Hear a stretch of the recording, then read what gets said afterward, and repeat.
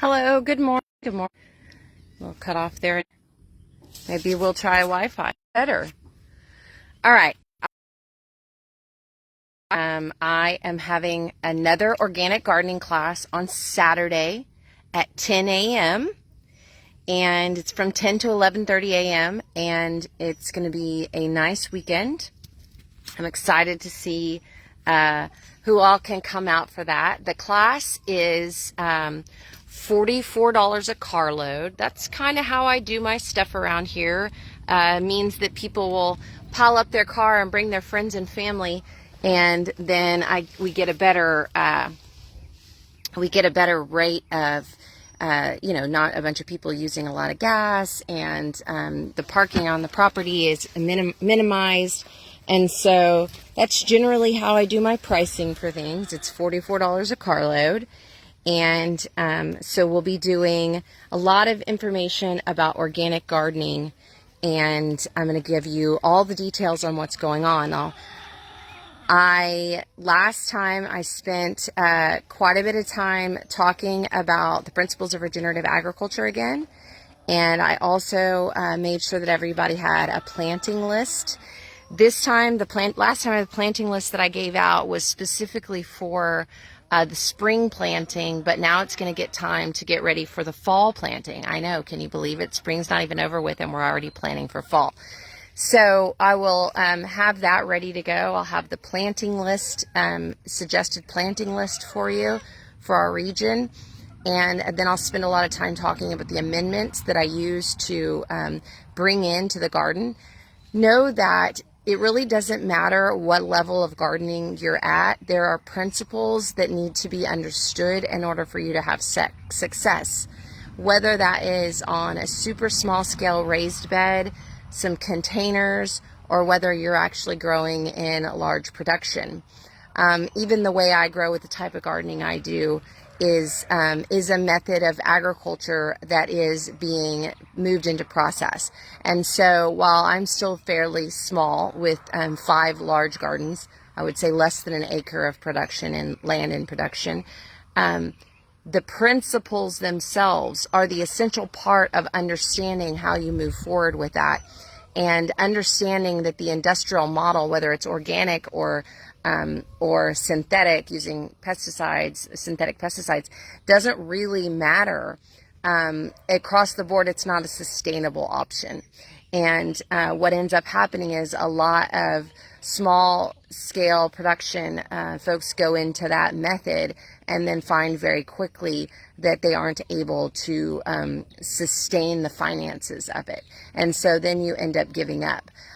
So the focus of Saturday is really helping you get the baseline knowledge of what's going to give you the most success. And then from there, we move forward as growers and seek access to continuing to get the information from our own gardens by observation, and then reaching out to other experienced gardeners and looking for other options of things to understand what we can do to fix things in our own gardens and solve problems. I get a lot of questions that I have a hard time answering because they're not the real question. And that shows me oftentimes how very far someone is from understanding the basic knowledges of how nature works and how the gardens work to regenerate their own resources, and that's how we create sustainability. Now, don't hear me saying that any question is dumb, because that's not what I'm saying. We have to start somewhere to understand a baseline of knowledge, right? We have to start somewhere to understand what is it that you are initially looking for. So a lot of times the first question I get is, what do I do about my pests? And the first question I'll say is, what are you doing about your soil? And the answer to the question about pests is about understanding integration. It's about bringing everything together. I'll tell you, the greatest pest I have in my garden is my chickens, because they keep flying over the fence. And I noticed that they had taken out a lot of my beets, turds. But the pests of other types of pests don't really bother me. The garden with the caterpillars, with the beetles, with the grubs, with the aphids. They don't really bother me. They're not causing me a production loss.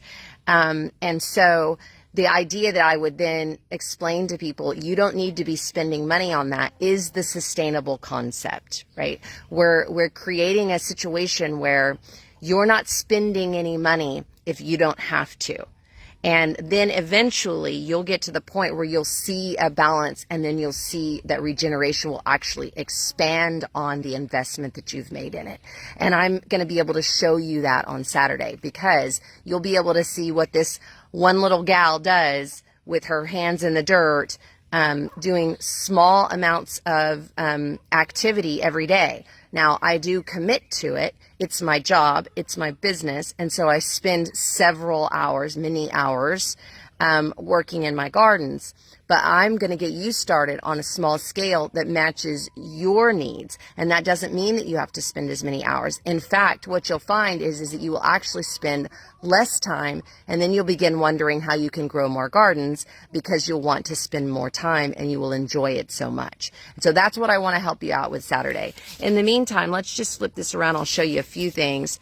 I, of course, am going to be talking about putting lots of mulch in your gardens. Know this, there has been a significant amount of rain over the last 2 weeks, several inches. I have to get a double check, but I would say we might have received 10 inches over the last 10 days. And so there's a lot of grass growing out here. And as soon as our soil is less moist, then we can do some grass management. We can go in with the weed eaters and kind of weed eat some of this stuff down, and get it back in check to where it needs to be.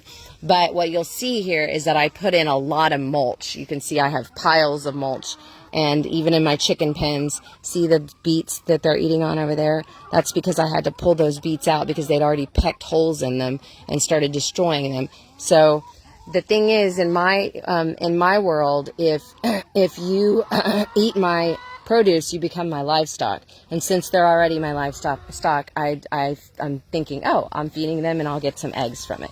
So you can see here I've got a lot of mulch. And you can also see, let me show you where I found a spot this morning that was really good. You can see that I have a lot of mycelium in my soil. I found a really nice spot this morning. Check this out right here.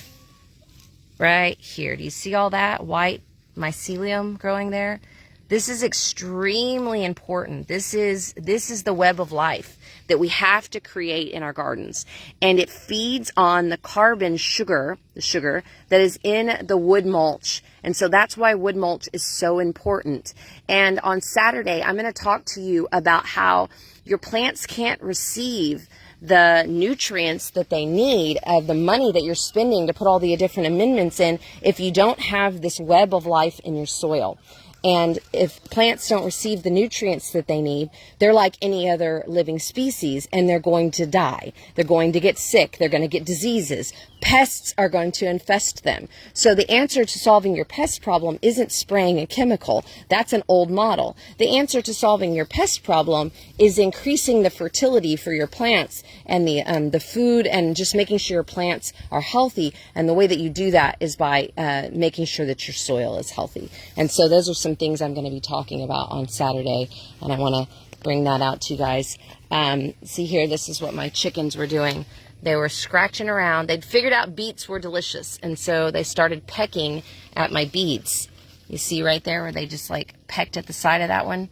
So the greatest pest I have in my garden is my chickens. And then, of course, what I did with that was I caught that chicken, I trimmed her wings so she can't fly over the fence anymore. So even that, it's like, what is it that I can do that's as non-invasive as possible and sustainable, right? You might think, oh, we can put a netting over the coop or something to maintain them. The quick answer to keeping your chickens inside your pen is to trim their wings, and then they can't fly. And that's a simple, it takes me 5 minutes. I have to catch a chicken and trim their wings. So these are the kinds of things I'm going to talk to you about. We'll walk through all 5 of my gardens, and any questions that you have to ask, I will be happy to answer them. There is no dumb question. there are baseline questions that help me understand where you are and where you're coming from and what you still are going to need to learn by the observation that you take home from what you learn from me. So it'll be a great class, and I will give you a planting guide for the fall because we're moving into that time of year. We're basically at the point of being done planting for May. Still planting a little bit of black-eyed peas and some okra and stuff like that, but for the most part we're done planting. And then we're going to start moving into indoor planting, getting our tomatoes and eggplants and things like that ready to go back in the ground in the fall. So as soon as those temperatures drop, we drop in our bumper crop of summer and spring vegetables and start getting ready to put in our winter gardens as well. All right, I will see you on Saturday. If you have any questions, you know how to get a hold of me. And also for those of you that aren't able to make it on Saturday, know that I do a live that's free every Sunday. And I walk around my gardens and I do specific topics and I teach about what I have here to teach at the garden. And I put those videos up on YouTube. So you can go over and check out my YouTube channel. And if you haven't subscribed, I would love it if you would go and subscribe to that. Good morning, Donna. Thank you so much for joining me. And I love you too. And I appreciate just your recognition and showing up. And fellow gardener, peace. I'll see you very soon. Bye, friends.